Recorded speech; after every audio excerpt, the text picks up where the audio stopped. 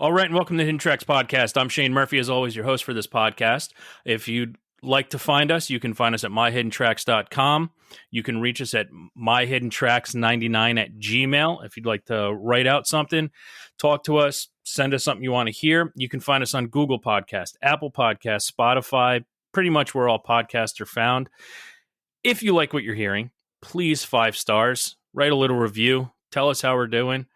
Also, this is about musicians and music lovers. So if you can go out there and help musicians, music lovers during this trying times, just be a good neighbor. Let's try and do it. We're in unprecedented times, and we're trying to help everybody we can out there, especially artists. You can also find us on at MyHiddenTracks1 on Twitter and HiddenTracks99 on Instagram and Facebook. Today, I'm delighted to have Jake LeDrew. He is the frontman of Dial Drive, pop punk band out of Florida. He is also the owner of Havoc Underground, a record label and music promotion company. They put out a new EP. Their first album is called Wasted Time. It's pretty dope. Everybody go out, check it out. If you like pop punk, if you along the lines of an Alkaline Trio or anything like that, this is for you. So without further ado, Jake, welcome to the podcast. What's up, man? Thanks for having me. It's all our pleasure here. So, how are things going, man? How is this whole probably new structured life and trying to run a label and have a band and do all this during pandemic? How you doing? Yeah, it's weird. It's just so different. Especially going from a really active show schedule, a pretty active touring schedule. When something like that just comes to a complete halt, it's kind of weird to wrap your mind around. Like you were saying, we released that new EP, Broken Down. And normally when something is released, like you have these plans for, a record release show, you have plans to do for us, it'd be like an East Coast run or something. And now it's different because you just kind of get something out and, you get like the positive compliments and stuff, via social media and stuff, which is awesome.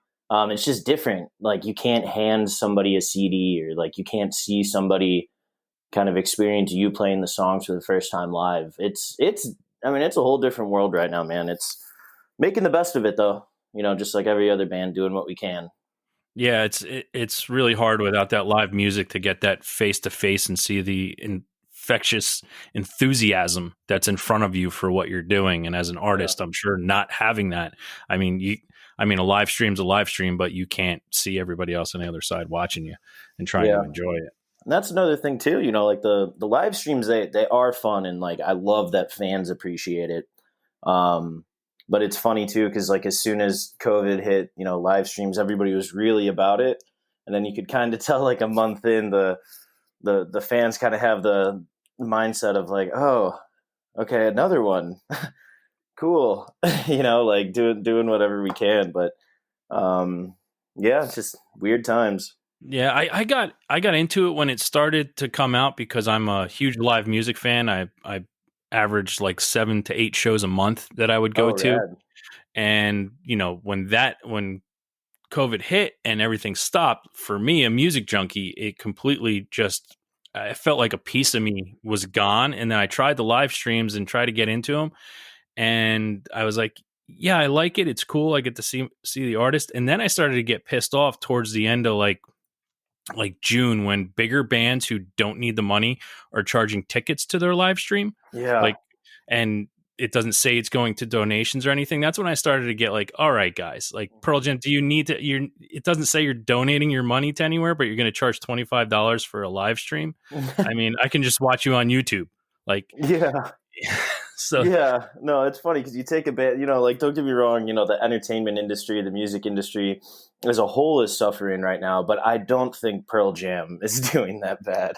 Yeah, that's what I mean. The bigger bands, like I can understand a smaller band trying to put together, asking for donations, not only for themselves, but their crew and things like that. I support that. I truly do. Yeah. And taking part of those proceeds and giving it to their communities, that's great. But when you're like a big band who has made millions and millions and millions of dollars, I'm not paying for your live stream.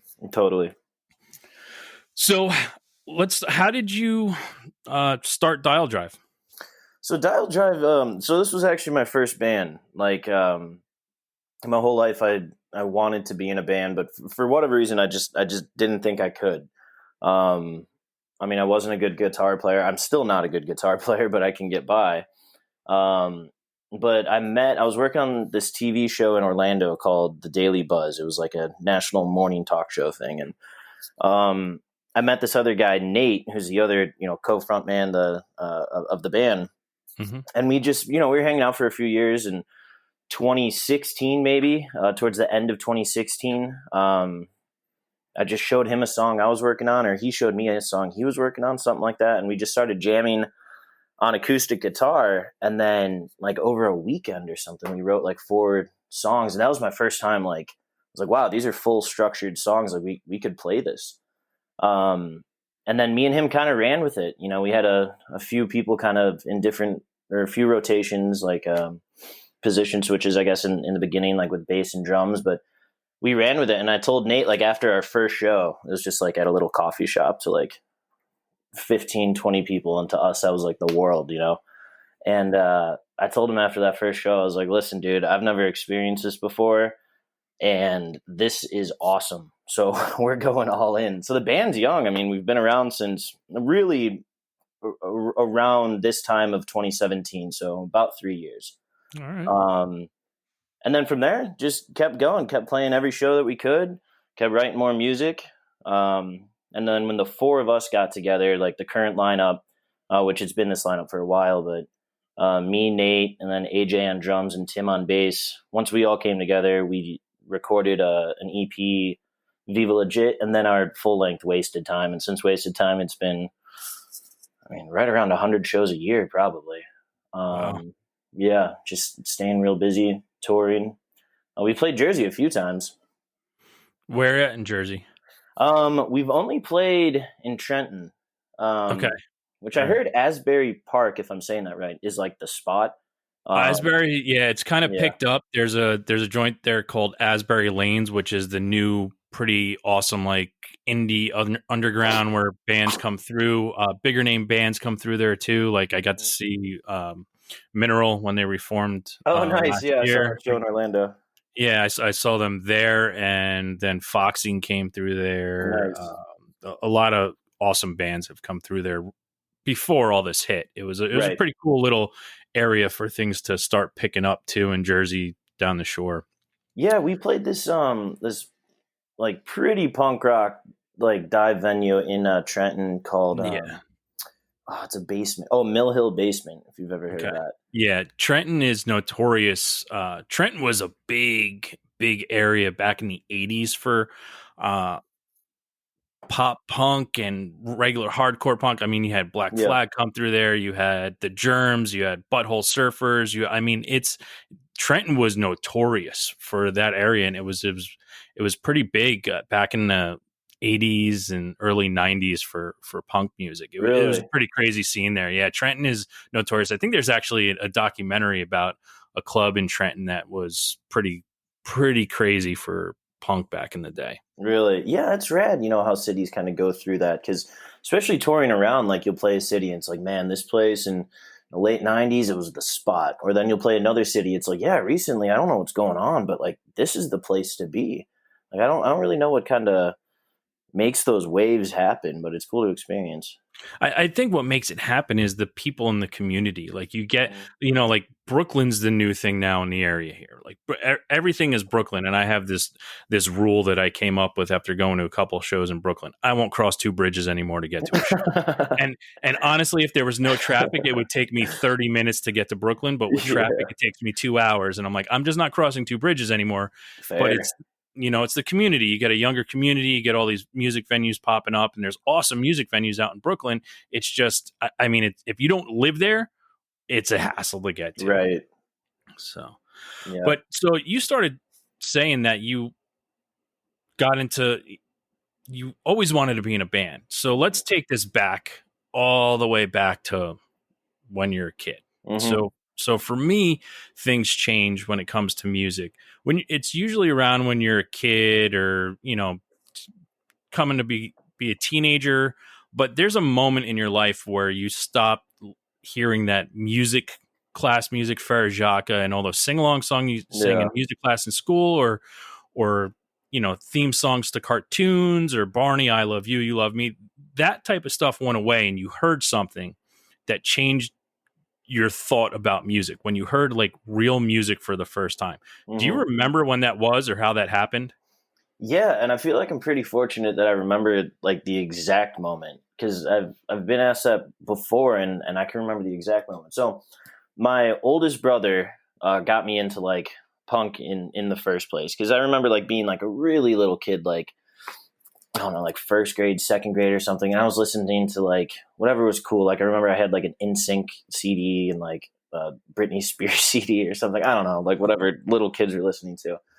And my brother John, my oldest brother, he was like this cool figure who lived out in Colorado, and he's like snowboarding and he's skateboarding and like doing all this stuff that just seemed so rad to a little kid. And it's still super rad now, but he gave me a Pennywise CD. He gave me Unknown Road by Pennywise.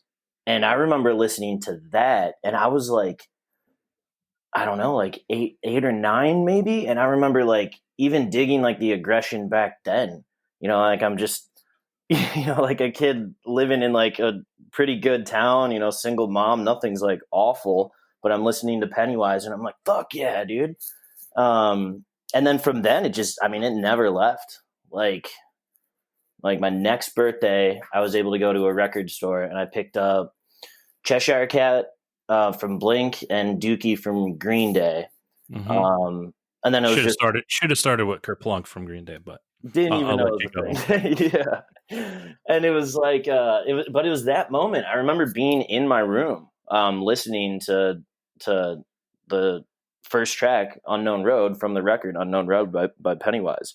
And I love all music now. I mean, literally every genre, but punk is like from then it's always been the number one.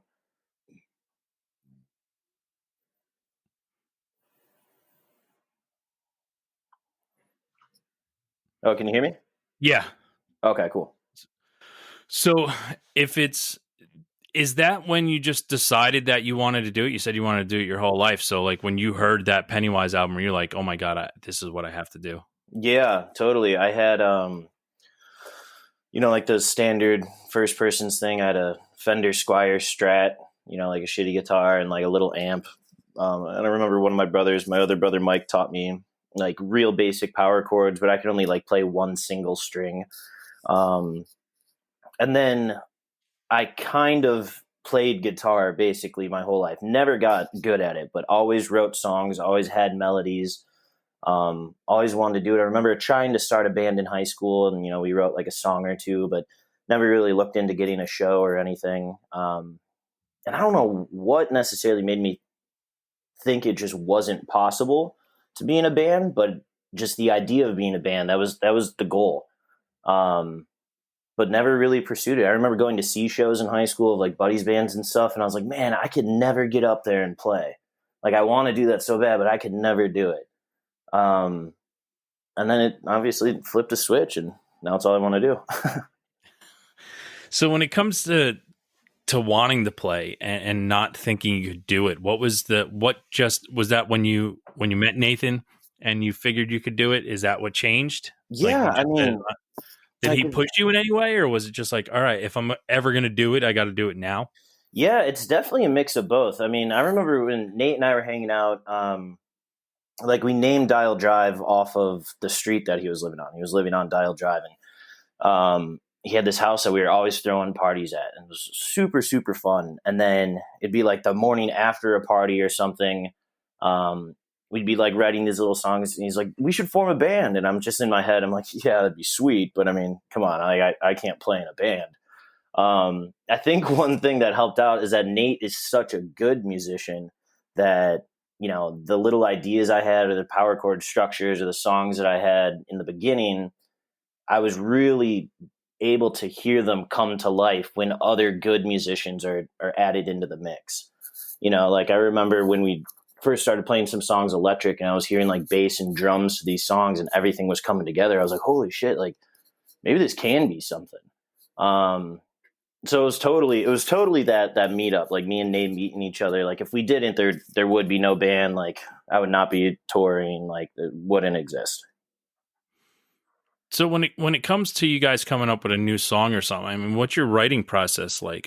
It sounds like you've gotten over that insecurity of trying to come up with something. So how did that change when it came to the writing philosophy with the two of you or the whole band to coming up with new songs? You Yeah, know, because it was like, I didn't think I could play guitar. I didn't think I could sing. I mean, none of that shit. I don't even know where that insecurity came from, but it was there, and it was heavy. I mean, in the beginning, it was like, when we were going to record that first EP, I'm like, damn, this guy has to like hear me sing, like, like, or the first show, it's like, man, all these people are gonna like watch me play.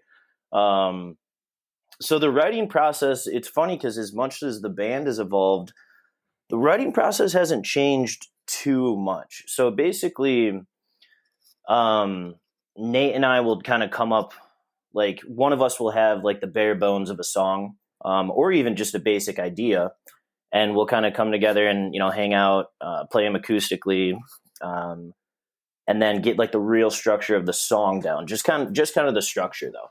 And then as soon as the other band members get involved, that's where it comes to life. Because I mean, we have no idea what would sound good on drums. Like we have no idea what would sound good on bass. But when Tim and AJ get in the mix, I mean, the song totally comes together. I always use like a a certain song like as an example. So we have this track called Missed Call. So that's a song that if you're looking at the lyrics and like the basic structure, I came up with that like from front to the beginning to end. But hmm before I brought that to Nate and the rest of the band, by the time we recorded it, it was like completely different.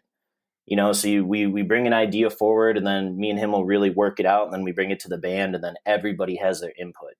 So that's one cool thing, because I've heard stories of people being like hogs or being dicks about like people putting in like their 2 cents or whatever. But I mean, to me, that's the whole point of the band.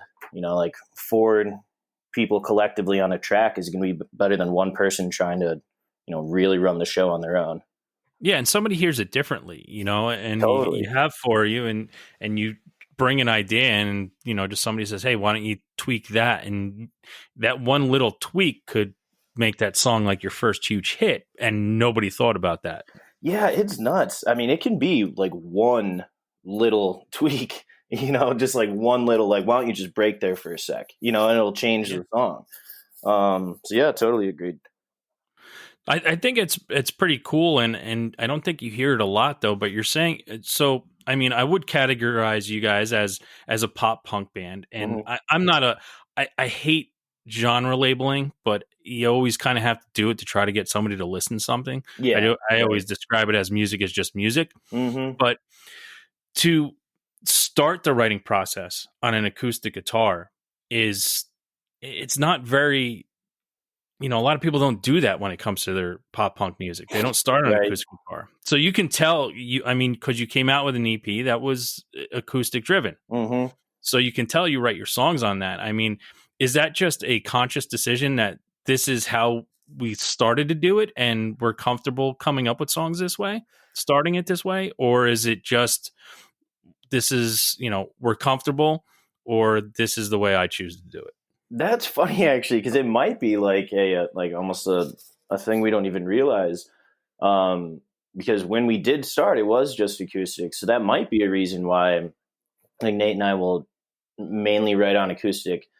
In the very beginning, like we tried to do what we call tiny amps before. We both have like these small shitty amps, and we'll try to write electric. But I feel like one big thing with writing acoustic is that you can really hear the problems in the song. When Hmm. a track is like covered with distortion or something, it Yeah, it might be. masks a lot of stuff. Yeah, exactly. And admittedly, I'll say Nate's way better at being able to hear the final picture than me at times, because we'll write songs and I'm like, dude, this sounds like so weak. Like it's a great vocal melody or whatever, but man, it just sounds so weak because I can't really picture like the full band sound. Like it sounds cool for like an acoustic track or whatever, but I want this to be like the heaviest song on the album. And he's better at like just trust me, dude. It'll work out. But no, and I think in the beginning, writing out with acoustic too, it was just kind of out of necessity. I mean, I didn't even have a guitar when we started.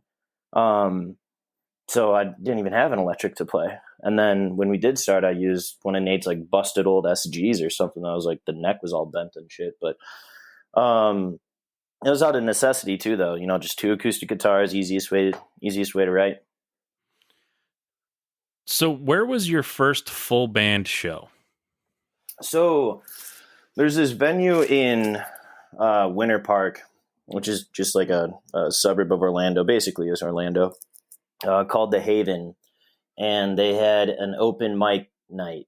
And so we played there first time, like full band in front of a crowd. And like my brother and like some of my friends and stuff came, but we didn't like advertise it because it was like an open mic night. We didn't want to be like, yo, check out our band. We're playing this open mic. We just kind of wanted to get up and play. And that was cool.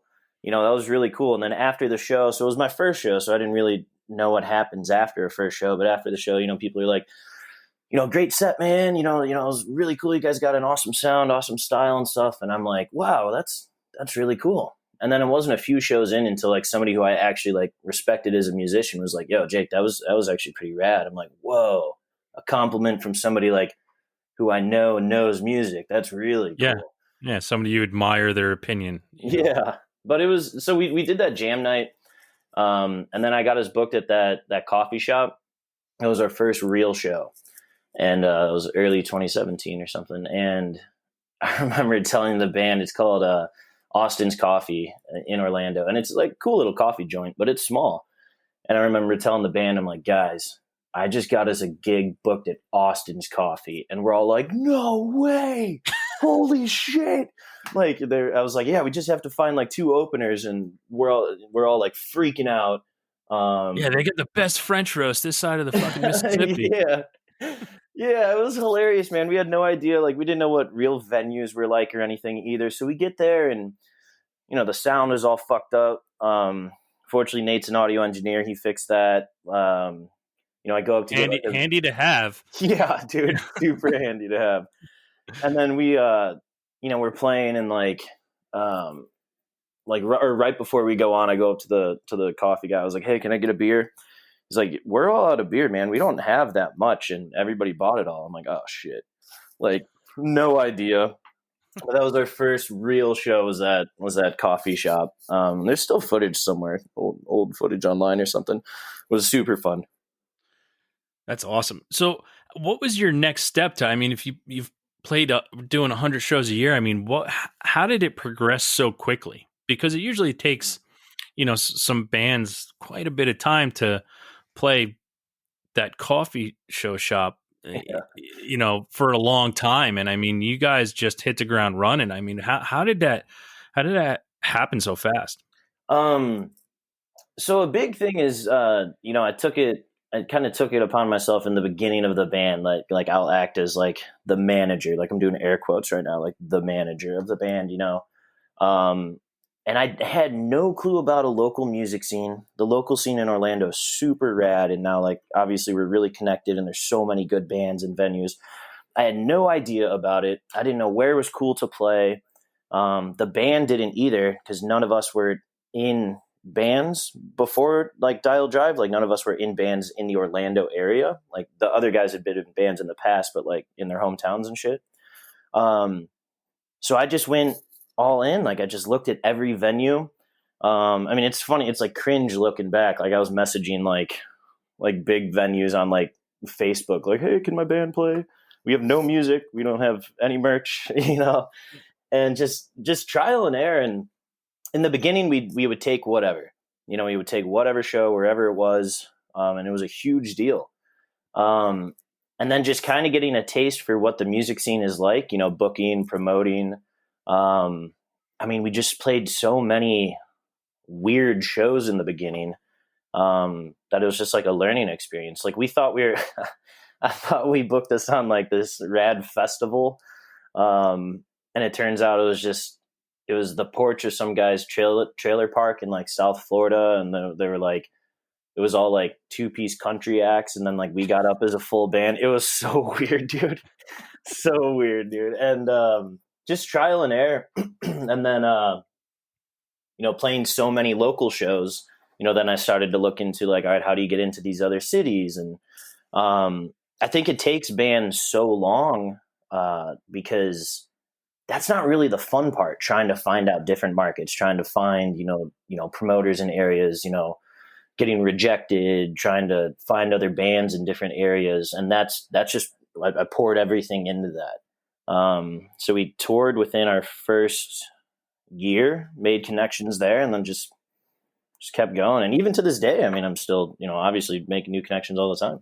Yeah. And I mean, I would try to tell people, and I do tell people, if you're reaching out like that, what's the worst that they can say? No, or Right. not even respond. I mean, so what are you losing? Mm-hmm. Totally. And it's crazy too. Like, I remember when we first started, and you would get like some venues or promoters would give you pretty, blunt or borderline cruel, like rejection emails, like, yeah, not happening, or no, not at all interested. And you're like, damn. And I remember thinking, booking our first tour, I remember thinking, man, one day, like, we're going to get some recognition, and we're going to be able to play these places. And that's actually happened, which has been rad. Like, I can look at the history emails to that venue, and I can get like this blunt, cruel response. And then sure enough, like this last tour we booked, it's like, hey, would love to have you guys. Like, what are you looking for? Like, do you need help with the lineup? Like, what date do you need? And it's like, right on. I mean, the work pays off eventually, Yeah, I mean, I would still read out loud the first rejection email as soon as I got up on stage. That's just totally, dude. 100%. Yeah. So, I mean, you hit the ground running, and let's not stop there. I mean, Havoc Underground. Yeah. You become a band. Mm-hmm. You start touring, and now you have Havoc Underground, which is a small label and production company. I mean, what the fuck, man? Yeah. So fast. Yeah, it's so Havoc was another thing that started out of necessity. I mean, when we were a band and we were that small, I think I started Havoc like right after our first EP came out or something. But when you're a band and you're that small, you're typically setting up your own shows. You're getting the venue, you're setting up lineups, you're running door, like finding a sound guy if you need it, promoting the show. And I was like, Dial Drive can't play Orlando 3 times a week, but I want to do this all the time. I love setting up the shows. And so it started there. It started out as a show promotion company for Orlando and a couple cities around Orlando.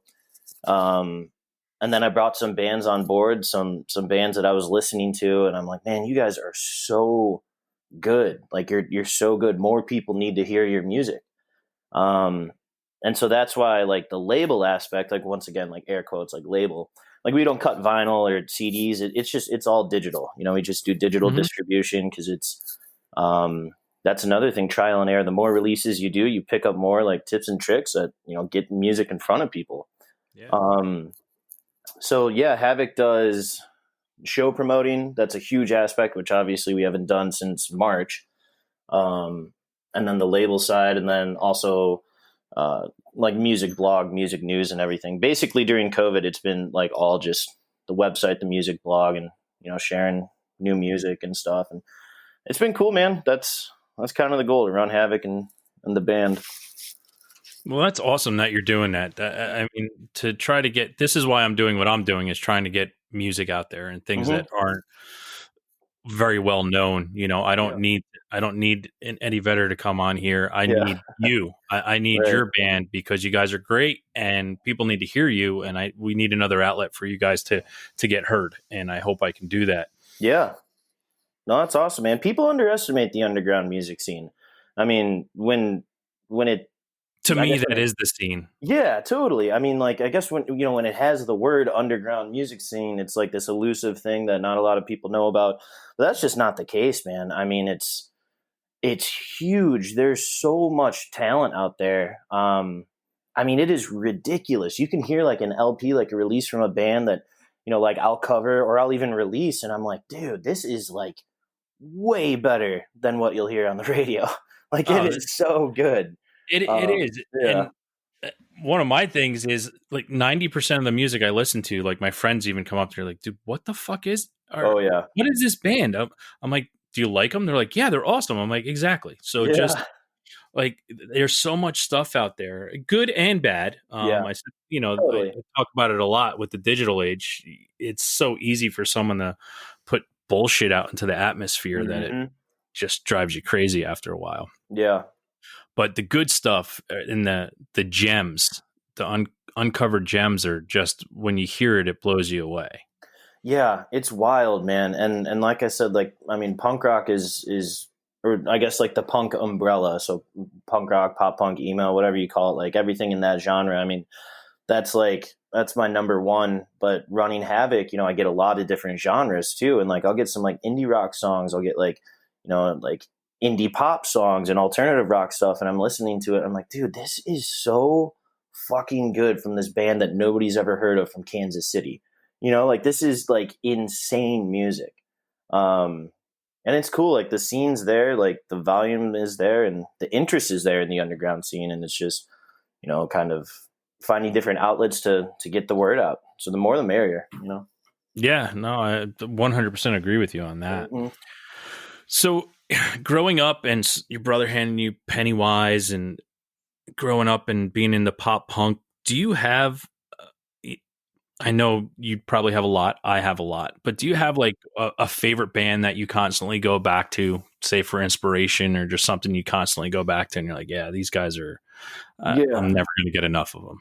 Right. Yeah. It's cool because I mean, there's a band that I mean, so I'm what am I, 27, 28? I think I'm 28 or 27. I don't know. But no, 28. Yeah. And so this has been my Alkaline Trio has been my favorite band since I was 12. And That's awesome. like, So me equating you guys to that, I guess, is yeah, yeah, yeah, not bad. I was like tight. But no, it's crazy because it's I don't know what that is. I mean, I remember listening to Good Morning by Alkaline Trio when that came out. I think that was 2003 or something like that. And I remember hearing that record and being like, dude, I don't think it gets better than this. And like it's a band I can always go back to. I mean, I've heard every song a million times, so it's not like I'm jamming Alkaline Trio all the time just because I've heard every song a million times. But it's always a band that, I mean, it's so easy to go back and listen to songs, especially their older stuff. I know everybody says that of fans, like, oh, their older stuff is better, but especially their older stuff, like that's definitely the band for me. Yeah, some of my Skibba's solo stuff was great. Oh yeah. Dan stuff was great. Hmm. Also, Mike is in Smoking Popes as well, and his solo stuff is all like, they're all. That's what's amazing too. They're all independently amazing musicians, and they come together to form a band that's just like, what the holy shit. Yeah, and it's crazy. Like when Skiba got into Blink, I was just like, is this really happening? And there's like all these comments. He's like, it's like, who the fuck is Matt Skiba?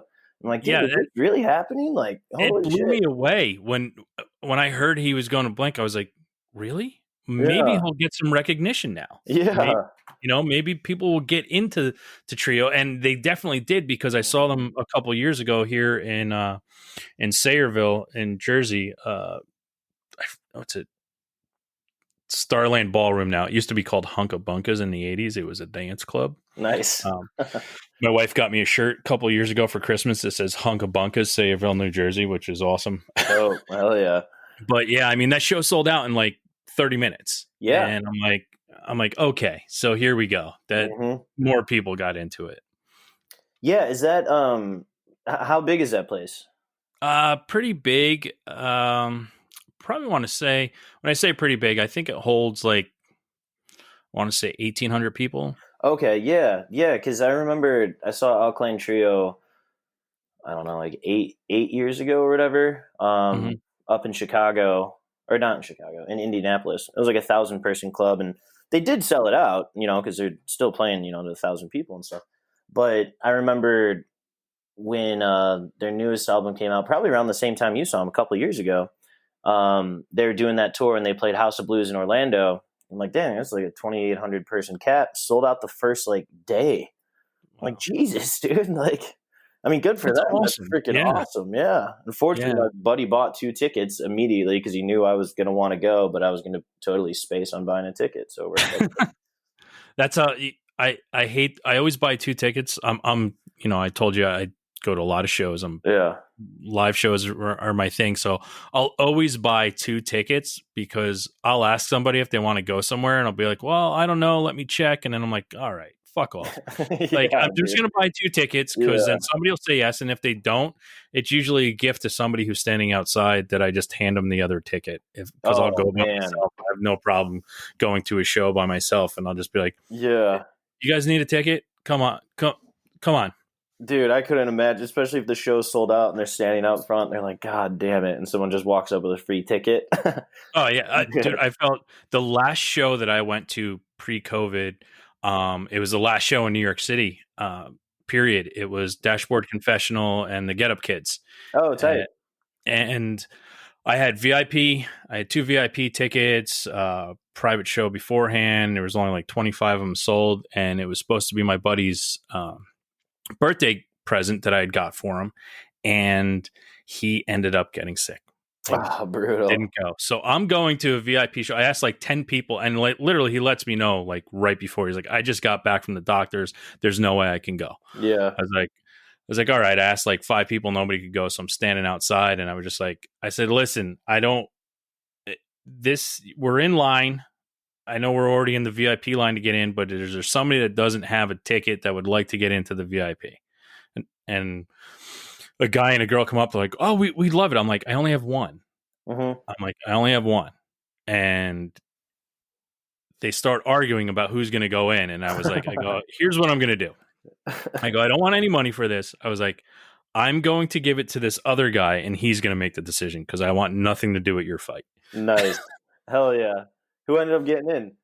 The girl did. Yeah, I was going to say that guy better have let her in. Yeah, I saw her later on when we were I was like, oh, so he let you in? She's like, yeah, there's no way I was not coming in. Like, all right.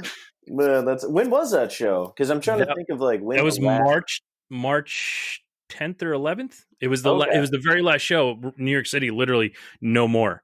Like it was literally right after that. Man, and I just started to feel a little uncomfortable too because like it got packed really quick. Yeah. And it was a smaller venue, and Dashboard has played, Barclays Center, and good for them. But it was one of those things where I love the Get Up Kids, and I got to see the Get Up Kids open, and I've seen them a bunch of times. But I was like, oh, this is fucking awesome. Get Up Kids are back together. This is great, and they fucking tore the house down. And Dashboard came out, and Chris did his thing, and he's amazing. I was just happy that I got to be there beforehand, so I could listen to the music, because as soon as they came on and they started playing their hits, the entire place was singing, and I'm right next to the soundboard. And I was like, after like 5 songs, I was like, you know what? I'm out of here. Yeah. I'm like, I don't feel comfortable, and I don't get to listen to Chris sing on stage because everyone's screaming at the top of their lungs. And I'm like, good for them. That's awesome. But that's not what I want to see a show. I don't want to hear fucking really bad karaoke in my ear to the right. Totally. He's been the only like that's like his thing, right? Chris. Yeah, well, that's whatever. Dashboard is his thing. So when he started, it was just him when he left Further Seems Forever. Yeah, he just started with an acoustic guitar cutting his songs. So like the first 2 albums are just him and an acoustic guitar. When it came out on Vagrant Records, back in the day, and then they started, and then 2 albums later, found an electric guitar and brought more sound to the band, got a full band, and that's when they blew up and had the Spider-Man 3 soundtrack song and all that shit. But I mean, they're still amazing. Chris is still a fucking awesome dude, one of the nicest guys you could ever talk to or meet. I mean, and the music, I mean, they're just a great band, and that's what sometimes I don't like those bigger shows and when there's popular bands, because everyone's screaming at the top of their lungs singing the song, and I'm like, that's great but you just paid a shit ton of money to see this band. Yeah. Listen to him. It's his job. Yeah. Man, that's that's crazy, dude. Imagine leaving that full band and then getting an acoustic guitar and like, well, let's try this out. I mean, it can't get bigger than, my old band, but geez, got way bigger. Oh yeah, man. And good for him. I mean, and that if you ever do anything, you go listen to that first Further Seems Forever album. Yeah. And it's a classic. Like it really is a classic album. Mm-hmm. Yeah, that's rad. Yeah, our last show, actually wasn't even a Dial Drive show. It was a show Havoc Underground put together, but that was March 8th. Because I remember we were at the venue and like there was like whispers about this thing coming, and I was like, well, we'll see. But the band that we had, like, they were on tour in Chicago. One of the bands who were through Havoc Underground, the Problematics, like this rad pop punk band, they were out on tour in Colorado at the time. It's like all these people I knew, they're like Colorado's pretty far from Florida, and they got like the email one morning that the rest of their shows were canceled. And it's like, well, I guess we'll just drive back, and for bands like us, like the best thing is being on the road. So we had 2 tours get canceled due to COVID. But we didn't start those tours yet, obviously. Yeah. Well, you're lucky you weren't in fucking Toronto and shit gets shut down. For real. That's wild, man.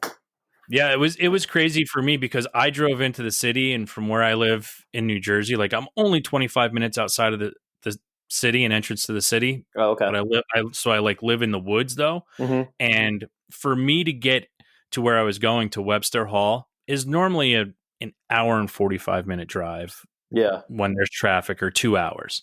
I made it to the venue in, I think it was 32 minutes. Really? And dead.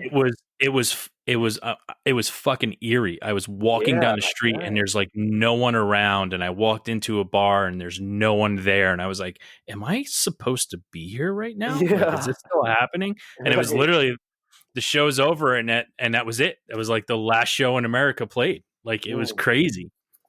That's nuts, man. That's nuts. And I saw they're coming. I mean, shows are they're coming back in creative, interesting ways now. Yeah, I put on a backyard show, socially distanced concert in my backyard. My buddy's in a band. I got a big patio. I was like, you guys have the patio. I'll set up some chairs, some fire pits. And I was like, listen, this is the only way we're going to get it. So, it was crazy too, because I sent out the invite to a bunch of people figuring, certain people aren't going to come. And then everybody came, and I'm like, all right, guys, let's try to be somewhat respectful of people's space, but totally. But it was cool. It was good to do it, and I hope some more stuff, especially in warmer weather states like Florida, you can do kind of some stuff like that. Yeah, it's interesting. Venues are opening, and they're doing like some are doing like seated shows and half capacity and stuff. Which I mean, don't get me wrong. Like I'm very happy that venues are opening back up. I mean, I know they've had it really tough. And there's, some bigger bands in this area that before COVID, being in a band was their only job, So it's cool to see that stuff happening again. The thing with Dial Drive is that, we're getting the offers, but one big thing for us is kind of the environment and like the vibe of the show. And we don't really know if that can get captured from like a seated, performance, like with everybody having to sit down, but I'm sure that's on the horizon. I mean, we've been getting asked a bunch, and well, you can play your stripped down version of how you write the songs for a seated that's show. True. We've been talking about that too, actually. So, just have to get creative to, keep it alive while we're in this lull, I guess. Yeah. All right. So now I'm going to ask you something, and I need an answer. Cool. People tend to steer away from it, or we cop out, like I cop out and say nothing's guilty to me. But if somebody were to go through your collection of music or songs or things that you own and were to come across something that you would probably be a little embarrassed about, what would it be? Let's see.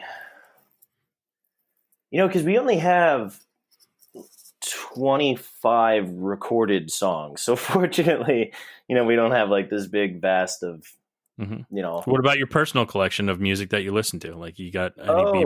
Bieber hits in your playlist? No that you Bieber rock with? hits, but man, let's try to think. I was actually thinking about this the other day, like a random like guilty pleasure. Man, what's out there? Well, I'm really into hip hop, which is not a guilty pleasure, but I don't think No, a it's lot of not a people. guilty. Yeah, I don't think a lot of people Yeah. know that. I love like emo rap and alternative hip hop and all that stuff, and I don't think a lot of people know that. But So you like Nothing Nowhere? oh yeah, man, totally. Yeah. He's fucking dope. So good, dude. So good. That whole alternative hip hop scene, is just. I mean, it's just a cool style. Really cool style. Yeah. I've been working on some music like that myself, and it was the same dilemma. I'm like, man, this isn't good enough to put out. This isn't good enough to do. And my cousin who's recording me is like, bro, isn't this the same shit you said before you even got into a band? Like, sack up, man. Just like, it sounds good. So who knows? That might come out in the future. But guilty pleasure. There's a song by 3 Days Grace that it's totally my guilty pleasure, dude. That song, and it's like their biggest hit. I Hate. Yeah, dude. Yeah.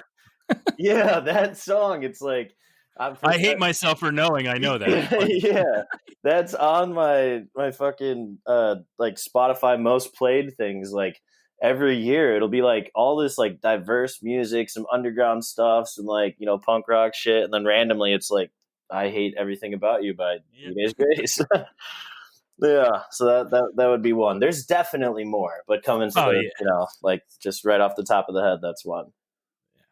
Mm-hmm. So, all right. So, what do you got planned? I mean, once the world gets back to normal, do you have anything set for next year? Any new recordings that you plan on coming out with? Or, I mean, I know you just had something come out recently, but I mean, when things get back to normal, do you have anything forecasted for what you guys are going to do? Yeah, I mean, the goal is to, really make up for lost time and like hit extra hard. So we released Broken Down because we wanted to get something out right now.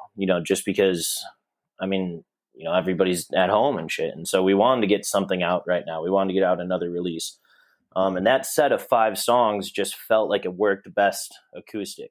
But right now we are writing a new record. So we're writing a new full length. It's gonna really draw on all of our influences. That's for sure. There's some like real fast in your face punk stuff. There's some emo and anthemic, like even post-hardcore type stuff. So we're working on that now. And then the goal is to get that done and start sending it out to labels. And, we've missed a May tour, a small July tour, and a September tour.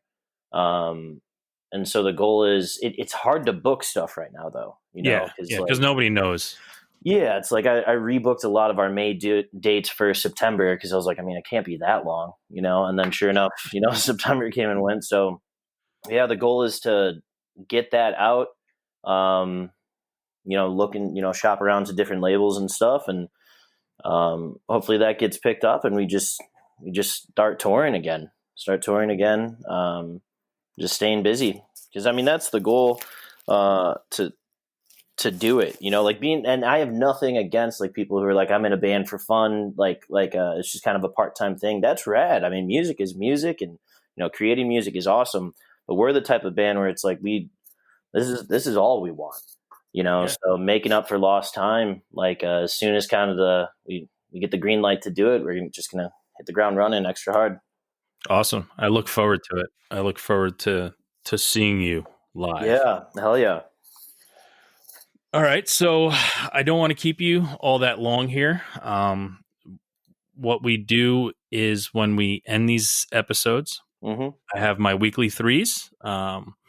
And I always ask for 3 things you're listening to right now that you'd like people to hear, or it could be new, it could be old, it could be 3 Days Grace, whatever you want. 3 things you're listening to right now that you'd like to get out there for people to check out. So maybe my favorite song ever written, you need to check out. It's by a band called Sunset Silhouette from Denver, Colorado, or from somewhere in Colorado, but they have a song called "What in the World." And if you're a fan of any sort of anthemic punk rock type styled music, it's nuts. So "What in the World" by Sunset Silhouette. And then I would have to go "On My Own" by a Philly band called Stolen Wheelchairs, which is nuts. And then a Gainesville band, they're like pop rock, pop punk stuff. They just released a single called Failing on Purpose. They're called Arrows in Action. And that track is like, if you, I've heard them. They're yeah, dude. Great. Yeah. Yeah. If you hear that track, it's like, how is this not maybe like the most popular thing in the world? But those three bands, Stolen Wheelchairs, Arrows in Action, and then Sunset Silhouette. Awesome. Fucking awesome. Yep. My three for this week are Ticker Tape Parade.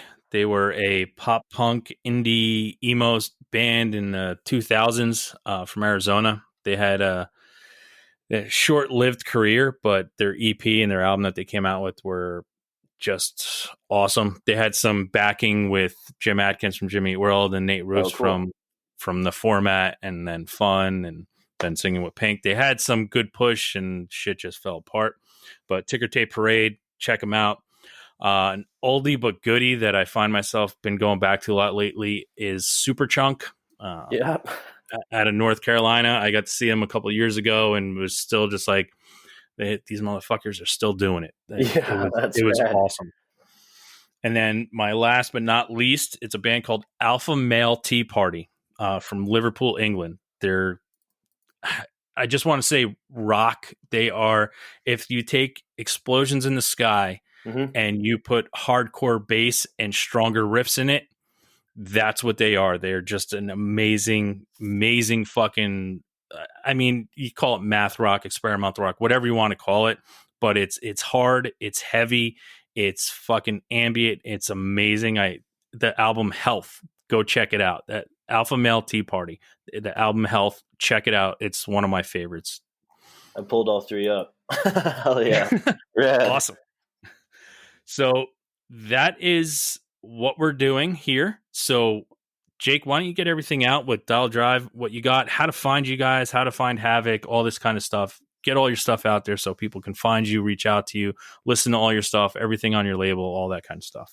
Hell yeah. So Dial Drive, you can find us on every streaming service, Spotify, Apple Music, all that stuff. Every social media, Instagram, Facebook, it's all under Dial Drive. And then definitely keep an eye out because we're writing right now. Actually, our plan is to just start releasing singles randomly after we get them, recorded, mixed, and mastered, and we just want them out. We're just going to start releasing some singles. The next one is going to be very different from our acoustic EP. It's about to get punk as fuck. And then for anything Havoc Underground, basically, I mean, we're just sharing a ton of new music every day, sharing new music to playlists, to the blog, spreading the word about the underground scene. And you can find Havoc Underground everywhere too. All you have to do is just Google Havoc Underground and all that stuff will come up, as well as all the artists on Havoc Underground. Awesome. Well, Jake, I'd like to thank you so much for being here this week. Great guests. Appreciate your stories. Appreciate you taking the time. Everybody, Jake LeDrew from Dial Drive, check them out. Great fucking album. I wouldn't have him on here, be talking to him if I didn't appreciate and like what he's doing. So please go out, check him out, support him, support all your local bands, support all the bands around the world that are struggling right now. And as always, like we like to say here at the end of the night, just go out, have a great time. Hell yeah. Thanks, man.